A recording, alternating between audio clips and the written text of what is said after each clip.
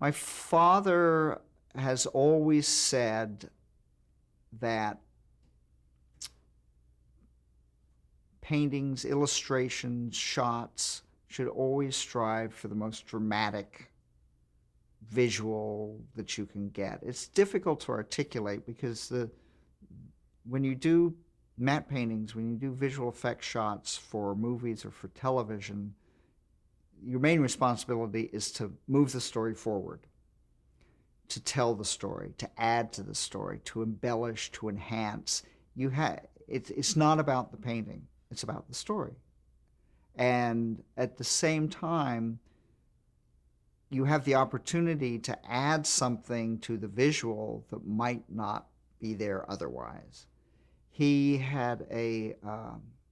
would do a lot of illustrations, a lot of sketches in pre-production for shots that he would be doing later on. And he said to me early on, I try to do them with backlight as much as possible. Backlight makes water sparkle. Backlight will make the subject in the foreground darker and more dramatic, can be more mysterious. And even though he may be working on a comedy, it just is a more pleasing, a more elegant shot. And I think his style is one of elegance and this level of understanding of something that is you're always struggling with the filmed image, and that is it's a two-dimensional image. You've got to fool the eye into the third dimension, and artists can do that. Good artists can do that. It has to have that depth to it. What about the speed at which he worked?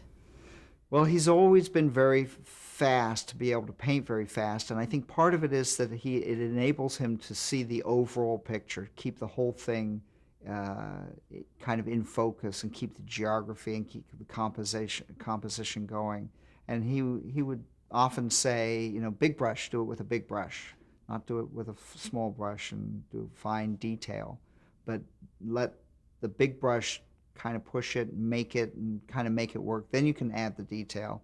And oftentimes there isn't that much detail. You look at his matte paintings, the few that do exist now, and you can see that they're very, they look almost rough. They look almost impressionistic. Yet it's that understanding of how the camera sees it, and you step back from it and it looks real. What about his color sense? Yeah, he has, you can adjust the composition, you can create a composition by color, not just by size. And he has a great eye.